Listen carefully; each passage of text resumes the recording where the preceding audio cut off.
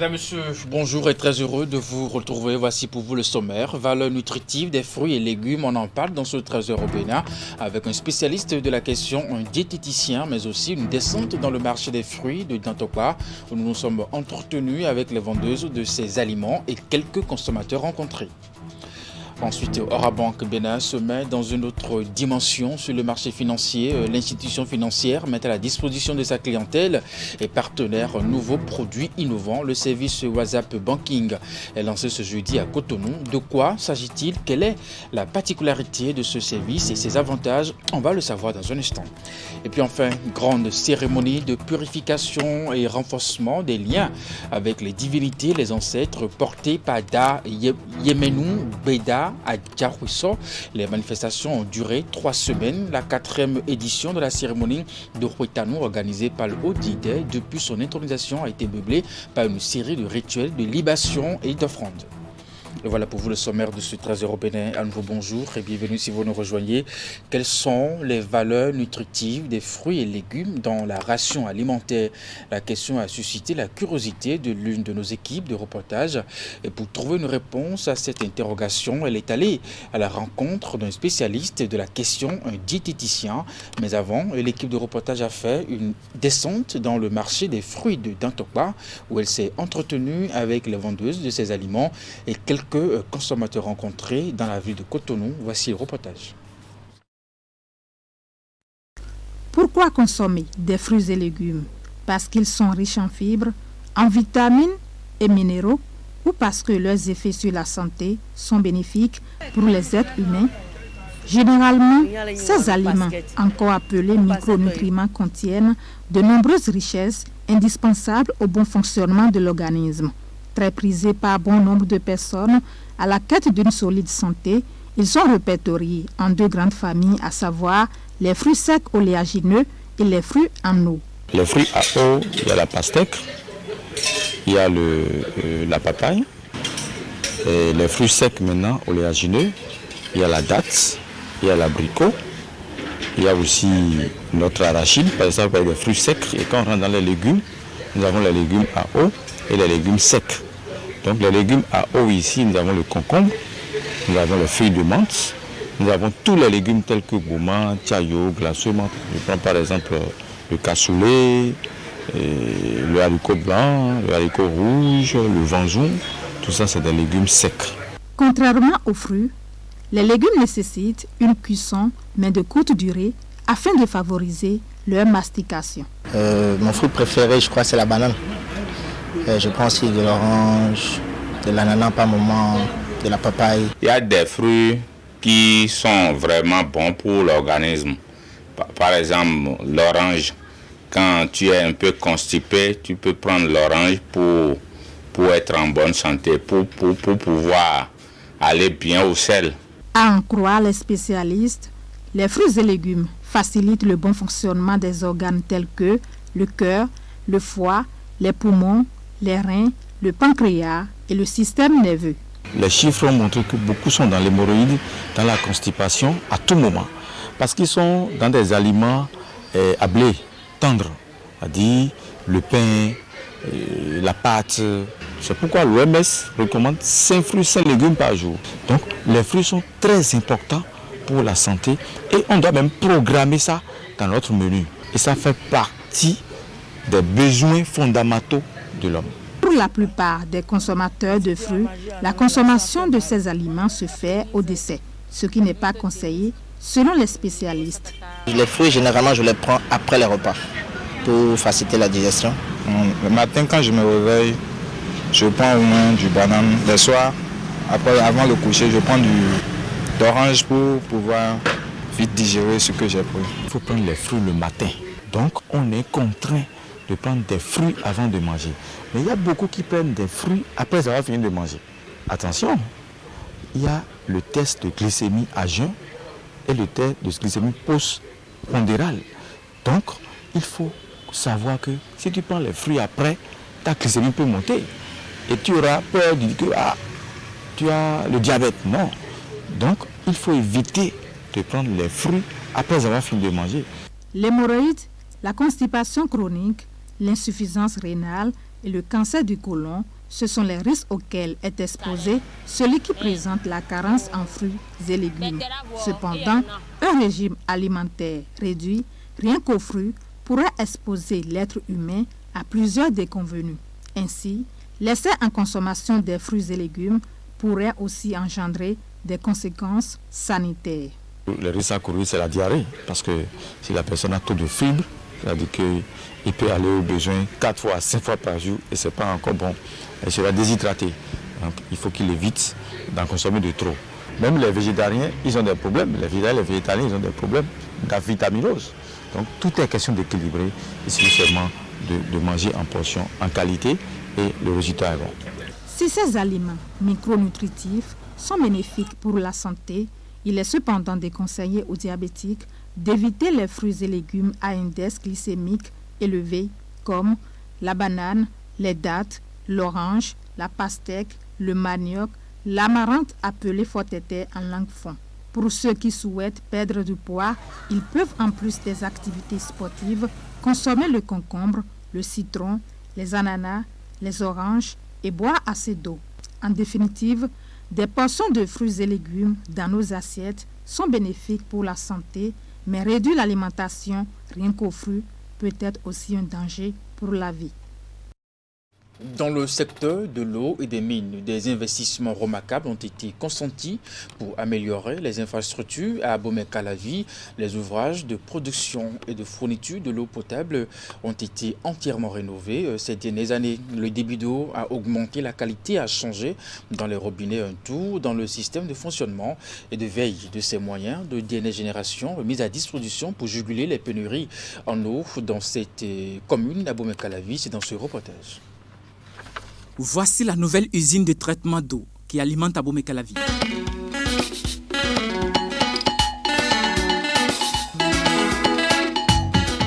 L'ouvrage installé ici à Guadjokor, dans l'arrondissement de Zinvier, est opérationnel depuis plus d'une année. Vous êtes à l'usine d'eau de Zinvier, une usine d'eau complètement construite, achevée depuis 2020. L'inauguration a été faite en octobre 2020 et des essais ont été préalablement faits, donc l'usine est fonctionnelle depuis ce moment-là. C'est la solution mise en place par le gouvernement pour répondre au manque d'eau potable constaté dans l'arrondissement d'Abomey-Calavi. Une quantité de 36 000 m3 est générée ici par jour. Le système fonctionne avec le nouveau château d'eau installé à Roueto. L'eau qui est produite au niveau de l'usine d'eau est envoyé dans la ville de Calavi et ce château d'eau récupère le surplus. Dans notre jargon, nous appelons ça un château d'eau d'équilibre, c'est-à-dire c'est le surplus qui monte au niveau du château d'eau. Et en cas de besoin, quand l'eau manque au niveau de la consommation dans les maisons, l'eau qui est montée au château redescend encore pour renforcer l'eau qui vient directement de l'usine. C'est un château d'eau d'un volume de 500 m3 et c'est à 27 mètres sous la cuve, la hauteur je veux parler, c'est à 27 mètres sous la cuve. Ça alimente la grande partie de Calavi qui souffrait de manque d'eau, de manque de pression. Ça a corrigé, depuis que ces installations sont réalisées, ça a corrigé considérablement ces défauts qu'on enregistrait. Les plaintes ont baissé depuis et c'est pour le bien-être des populations. Pour le fonctionnement de l'usine de traitement de Zinvier, 8 forages sont réalisés afin de recueillir assez d'eau pour mieux servir les populations de la commune d'Abomey-Calavi. Les 8 forages nous donnent un débit de 1500 m3 par heure, d'où les 36 000 m3 jour.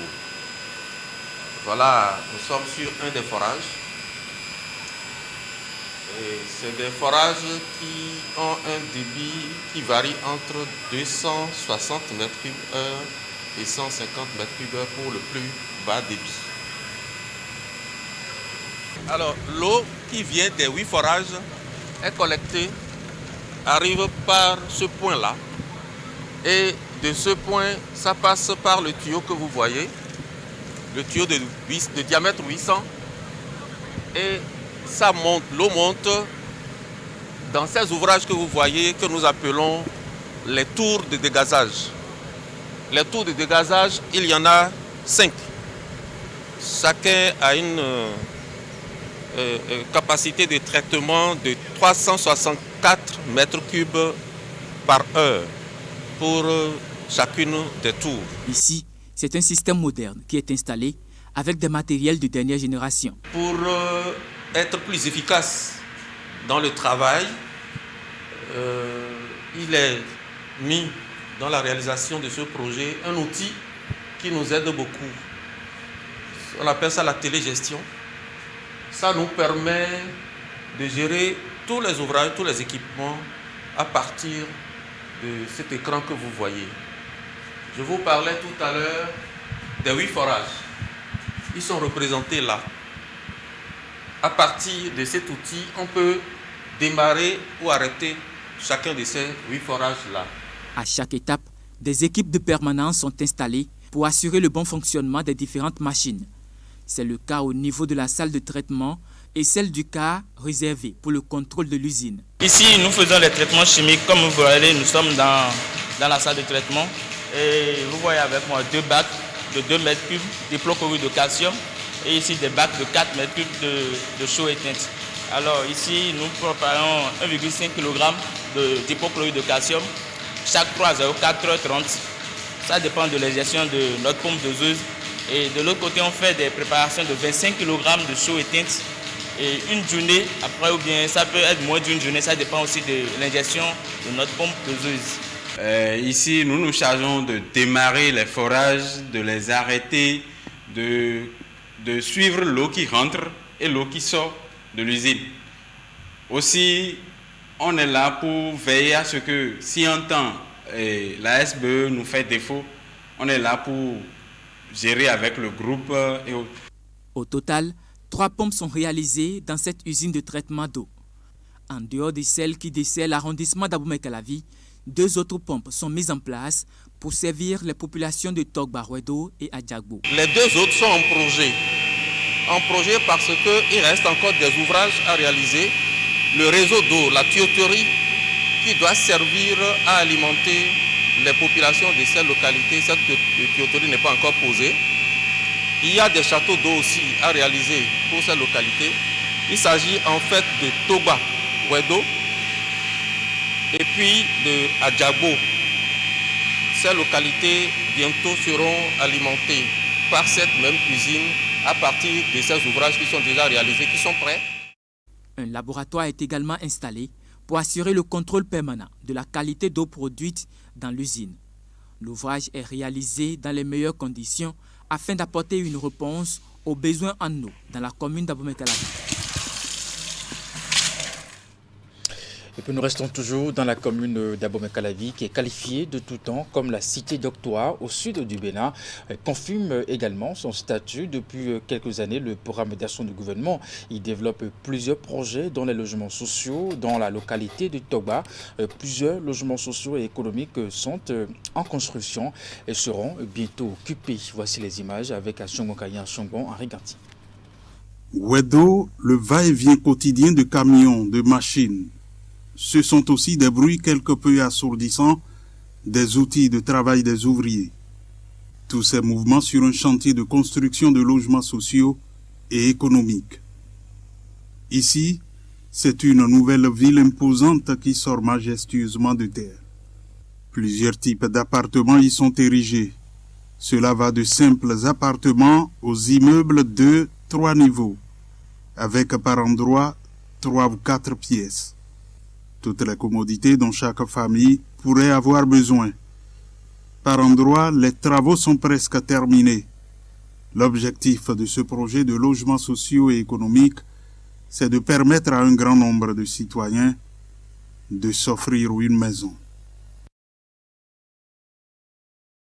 Et puis dans la suite de ce trésor au Bénin, 2 écoles et un centre de santé de l'arrondissement de Toroué dans la commune de Semekodi disposent désormais de forages pour l'accès à l'eau potable. Ce sont des réalisations d'un consortium d'ONG épaulé par l'ONG All Noman Foundation. Ces infrastructures ont été mises en service sous la direction du maire Jonas Benarmeto. Le point dans ce reportage. C'est par cette coupure de ruban que le maire Jonas Benameto a mis en service cette nouvelle source d'approvisionnement en eau potable au centre de santé de Kraké dans la commune de Semekpoudi. Le liquide vital qui a pendant longtemps manqué en ce lieu de soins a été rendu accessible grâce à la coopération entre la mairie de Semekpoudi et un consortium d'ONG avec comme chef de file l'ONG All Noman Foundation. L'objectif de cette réalisation est de soulager les usagers de ce centre de santé en ce qui concerne l'approvisionnement en eau potable. L'ONG Noman Foundation a vu juste en attribuant, en dotant aujourd'hui notre centre de santé d'un forage, ce qui veut dire que nous pouvons désormais convertir tous ces efforts-là à donner satisfaction à nos populations en attendant l'ouverture et la mise en service des grands chantiers que l'État béninois est en train de vouloir réaliser pour le bien-être de notre population. En dehors de ce centre de santé, 2 autres forages ont été mis en service, respectivement au CEG Kraké-Plage et au complexe d'Adiémé dans l'arrondissement de Toroué. Avec une capacité de 2500 mètres cubes, ces ouvrages viennent en appui aux efforts consentis par le gouvernement pour offrir de l'eau potable à toute la population béninoise. L'assainissement en eau potable des populations de nos villes et villages fait partie des nécessaires. Et dans cette optique, nous, les ONG, nous devons accompagner le gouvernement dans sa mission. Et vous savez, l'eau, c'est la vie. L'eau est la source. Il n'y a pas de jour qu'on ne touche pas l'eau. Et notre action vient tout droit, volontiers, à appuyer, à accompagner les populations qui sont en difficulté d'eau potable. Ce forage, ça arrange le village, aussi ça a intéressé à l'hôpital. Donc voilà, on fait ça pour Dieu. Vous avez juste à côté de ce joyau le puits qui alimentait le CEG. Et vous voyez que ce puits est déjà gâté. Donc le besoin est là, criard, et nous avons l'ONG All Noman Foundation qui est venu à notre secours. Nous lui disons merci. Après la mise en service de ces forages, le maire Jonas Benameto a conduit la délégation de l'ONG All Noman Foundation dans l'arrondissement d'Aholouyémé où d'autres infrastructures ont été visitées pour être rénovées très prochainement. Et puis avant de poursuivre ce 13h européen, je reçois un invité, M. Landry Gansou. Bonjour, vous êtes membre de l'association ASP, Action, Solidarité et puis Partage, c'est bien ça. Allez, parlez-nous un peu de votre association. Bon, notre association, ça fait bientôt 15 ans que nous existons au Bénin. C'est une première en Afrique, précisément au Bénin, une association humanitaire comme ça. Les gens ont des associations, mais avec les actions que notre association a l'habitude de faire, se trouvent très rarement dans d'autres associations. C'est quoi ces actions? Puisque nous, on intéresse les gens qui sont en difficulté, les personnes âgées, les femmes démunies. Vous leur portez assistance. Nous leur portons assistance, surtout les orphelins. Et c'est pour ça que chaque année, nous nous déplaçons dans une région de notre pays pour porter assistance aux personnes démunies, surtout les orphelins. Parfait. Alors, comment se porte votre association en ce temps de crise, crise sanitaire et sécurité financière? Oui, c'est vrai que ça vous a touché.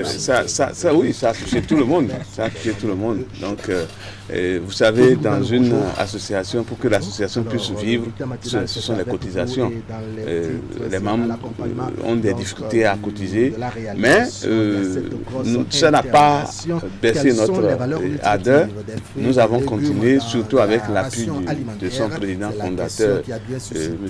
Clovis Agossou. Ce que nous allons dire surtout, c'est exhorter les membres aujourd'hui, comme la situation commence pas à s'améliorer, que chacun s'acquitte régulièrement de ses cotisations pour que l'association puisse continuer avec ses œuvres. D'accord. Alors vous êtes ici parce que ce week-end vous avez une activité justement. Bien sûr. Quel est le but de votre manifestation? Oui. Nous avions chaque année, nous faisons notre assemblée générale. Cette fois-ci, c'est un peu spécial parce que c'est une assemblée générale élective. Donc, nous allons faire ça dans la commune d'Abomey-Calavi et Soava. Donc, c'est toujours pour faire ce que nous avions l'habitude de faire. À l'occasion, vous allez prendre des décisions bien pour sûr, l'avenir de votre association. Bien sûr. Bien sûr. Pour demain, spécialement, on aura des décisions à prendre parce que c'est une assemblée spéciale, une assemblée élective. Et dans le cadre de cette assemblée, est-ce qu'il y a un programme qui est établi? Bien sûr. Demain, déjà à 7h, il y a un rassemblement au niveau de la mairie d'Abomey-Calavi. Nous allons faire procession de la mairie d'Abomey-Calavi vers l'église Saint-Antoine de Padoue d'Abomey-Calavi pour la messe inaugurale. Cette messe, la procession sera faite ensemble avec les enfants, les orphelins des différents orphelinats de Abomey-Calavi et de Soava. La messe, c'est à partir de 9h. Et nous retournons encore à la mairie d'Abomey-Calavi pour le petit déjeuner amélioré avec les enfants. Juste après le petit déjeuner, nous allons commencer notre AG.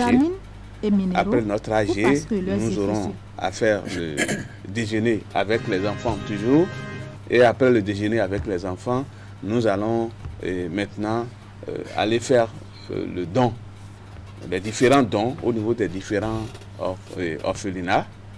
Et le soir, on se repose un peu et le dimanche matin, déjà à 7h, nous sommes sur le terrain pour faire un match avec le personnel de la mairie d'Abomey-Calavi. Vous allez jouer aussi? Bien sûr. D'accord. Et juste après ça, on se repose un peu pour faire... On a l'habitude de faire mutuelle. Ça là, c'est une action qui est interne, c'est mutuelle, où chacun donne une part. Ça se rassemble et puis on désigne quelqu'un qui va prendre juste pour pouvoir avoir un peu de souffle, quoi. C'est ça.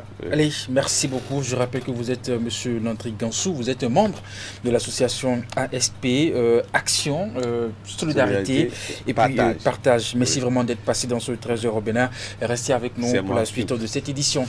Orabank Bénin, je vous l'annoncer en titre, se met dans une nouvelle dimension sur le marché financier. L'institution financière met à la disposition de sa clientèle et partenaires un nouveau produit innovant. Le service WhatsApp Banking est lancé ce jeudi à Cotonou. De quoi s'agit-il? Quelle est la particularité de ce service et ses avantages? Je vous invite à suivre ce reportage de Ingrid Day, Henri Ganti. Toujours à l'écoute de sa clientèle, Orabank Bénin se rapproche aujourd'hui plus que jamais de ses clients avec un nouveau service innovant, WhatsApp Banking. Ainsi se dénomme ce nouveau joyau présenté ici aux partenaires et clients. Le WhatsApp Banking que nous lançons aujourd'hui est le fruit d'une triple ambition. La première ambition est celle du groupe Orabank qui, dans son plan stratégique 2021-2025, a retenu un axe portant sur l'accélération du déploiement de l'offre et de la transformation digitale. WhatsApp Banking avait alors été identifié comme un levier fort de la mise en œuvre de cet axe stratégique. La deuxième ambition est celle d'Orabank Bénin, qui très tôt a adopté ce mouvement de transformation digitale visant à impacter l'offre de produits et de services, mais aussi l'automatisation des processus internes pour une meilleure qualité de service à sa clientèle. Pour moi, c'est un grand pas en avant et on est très ravis de cette solution. On espère qu'elle va prospérer et qu'à l'avenir, il y aura beaucoup de belles idées encore qui vont passer par là. Conçu pour révolutionner l'écosystème des institutions financières en Afrique, WhatsApp Banking offre toute une diversité de services à distance aux clients. Ce service permet entre autres aux clients de consulter le solde de leur compte, de faire des virements via WhatsApp vers Mobile Money et les comptes Aura Bank. Autonomie, gain de temps, praticabilité, simplicité et faible coût sont les avantages liés à ce service. Pour avoir accès à ce service, il suffisait juste d'enregistrer le numéro de téléphone, le plus 229 98 98 49 49. Vous enregistrez ce numéro sous le nom WhatsApp Banking de Aura Bank et après l'avoir enregistré, vous engagez une discussion avec notre chatbot en lui disant juste bonjour. Dès que vous lui dites bonjour, il va vous répondre qu'il est Kimian, qu'il est Eli et qu'il est votre assistant virtuel, qu'il est prêt à vous servir. Et là, il va vous envoyer les conditions générales d'utilisation que vous allez accepter en mettant votre prénom, votre nom et votre date de naissance. J'ai essayé les fonctionnalités, j'ai vu que toutes les fonctionnalités marchent comme annoncé. L'essentiel est qu'on peut savourer le produit WhatsApp Banking aussi bien ici à Cotonou que n'importe où sur la planète. WhatsApp Banking est une solution innovante et sécurisée avec une double authentification qui permet d'effectuer de diverses opérations bancaires à partir des smartphones ou tablettes. WhatsApp Banking d'Aura Bank est ouvert à tous les clients, particuliers de l'institution financière, titulaires d'un compte courant ou d'épargne. Le ministre de la Défense a procédé ce jeudi à la remise officielle de matériel roulant aux forces armées béninoises. Il s'agit d'un équipement pour renforcer la capacité opérationnelle des forces de défense et de sécurité nationale. La cérémonie symbolique a eu lieu dans la cour du ministère de la Défense à Limoumouni et d'Erompévi. C'est un programme d'acquisition d'équipements bien élaboré qui aboutit aujourd'hui à cette nouvelle dotation en matériel roulant des forces armées béninoises. Pour renforcer leurs capacités opérationnelles, le gouvernement met à leur disposition 50 véhicules de type pick-up. Des équipements dont le ministre remet officiellement les clés au chef d'état-major général. Cette dotation, qui s'inscrit dans le cadre de la mise en œuvre du programme d'action du gouvernement 2021-2026 de son Excellence le Président Patrice Talon, intervient dans un contexte sécuritaire marqué par la recrudescence des attaques terroristes dans la partie septentrionale du pays. C'est dire donc que ces moyens roulants qui allient robustesse et agilité viennent à point nommé. Les 50 véhicules sont de mono et double cabine. Ils sont composés de dispositifs pouvant faciliter leur manœuvre, y compris des pièces de rechange. Les forces armées béninoises reçoivent par ces véhicules neufs le gage du soutien indéfectible du gouvernement. Monsieur le ministre, je peux d'ores et déjà vous assurer que le moral du personnel bénéficiaire de ces moyens roulants va être une fois encore décuplé. Ils savent que le gouvernement du Bénin pense à eux et les accompagne dans leur mission quotidienne en général et dans la lutte contre le terrorisme en particulier. Satisfait de l'action du gouvernement, le chef d'état-major général des forces armées béninoises prend l'engagement de veiller au bon usage des matériels. Et pour finir, grande cérémonie de purification et renforcement des liens avec les divinités et les ancêtres portés par Dar, Yemenou, Beda, à Diapouissor. Les manifestations ont duré 3 semaines. La 4e édition de la cérémonie de Fouetanou, organisée par le Haut Dignitaire depuis son intronisation, a été meublée par une série de rituels, de libations et d'offrandes. Revivons ici quelques moments forts de cette cérémonie avec Imet Elena Moussou. L'événement a duré plusieurs jours, voire des semaines. C'est un ensemble de cérémonies effectuées par les initiés dont la finalité est de purifier la communauté, mais aussi renforcer les liens avec les divinités et les ancêtres. Dans le cas présent, l'initiative d'effectuer les rites est portée par Dayemenou Beda à Diapouissor. Suite à cette cérémonie, vous verrez les enfants qui sont à l'école, ils vont évoluer. Ceux qui sont en fonction, ils vont évoluer dans leurs fonctions. Les femmes qui n'ont pas encore eu d'enfants, il y aura une certaine fertilité énorme. C'est-à-dire que c'est la régénérescence des valeurs ancestrales. La 4e depuis l'intronisation de ce chef de collectivité. Cette édition de Huetanou a connu la présence de nombreux chefs de culte, dignitaires, divers chefs de collectivité, notamment ceux de la lignée de l'initiateur, ainsi que des adeptes de Vodou, organisés en faveur de tous les natifs de la collectivité, à Djahuisso en particulier, et ceux de Boïko en général. Les rituels ont commencé par le Toyi.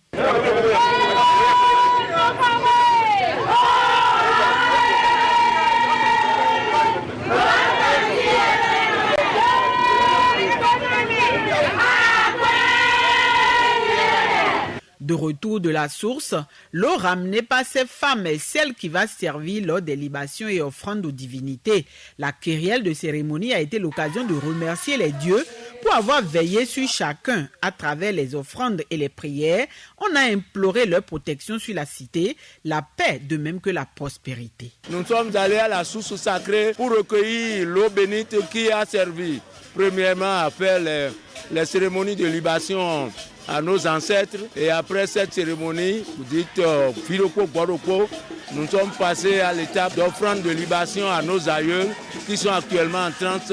Cette cérémonie s'appelle le Tovodou Nesoupe. Ça, c'est les divinités qui incarnent même la richesse, la beauté du culte vaudou dans le panthéon vaudou de Dahomey. Je suis entouré de tout le cortège de culte vaudou. Il y a les Tokyono, il y a les Tovodou Nesoukweno. Et vous-même, vous savez qu'un peuple se développe à partir de sa culture. Une autre étape importante de ces manifestations du Huetanou est la cérémonie à Kpablabla. À l'occasion, plusieurs démonstrations ont été faites par des adeptes qui incarnent les différents chefs de trône. Ce moment de communion avec les ancêtres est également celle choisie pour faire étalage de certaines valeurs endogènes et culturelles. C'est une cérémonie de purification de toute la collectivité et d'ailleurs de toute la communauté de Boïkon, parce que la collectivité à Rossou-Yemenu, c'est cette collectivité qui couronne toute Boïkon. Donc c'est toute une purification de la commune de Boïkon. Tout le monde est content ici de voir la représentation de nos ancêtres, nos aïeux qui ne sont plus. Ils sont là aujourd'hui, on les voit, nous sommes très contents. Pendant 3 semaines, la ville a vibré au son et au rythme des diverses animations prévues dans le cadre de cette grande cérémonie de Huetanou. Elle s'est achevée par la purification du marché Borikon, dit Ahiwlaoula. Ce rituel est le moment idéal au cours duquel les différentes activités menées dans cet espace commercial sont bénies. Mesdames et messieurs, c'est bien la fin de ce 13h au Bénin. Merci d'avoir suivi, de votre fidélité également à 14h, votre bulletin d'information, 19h30, la grande édition de la soirée. Jusque-là, portez-vous bien et bon week-end à vous.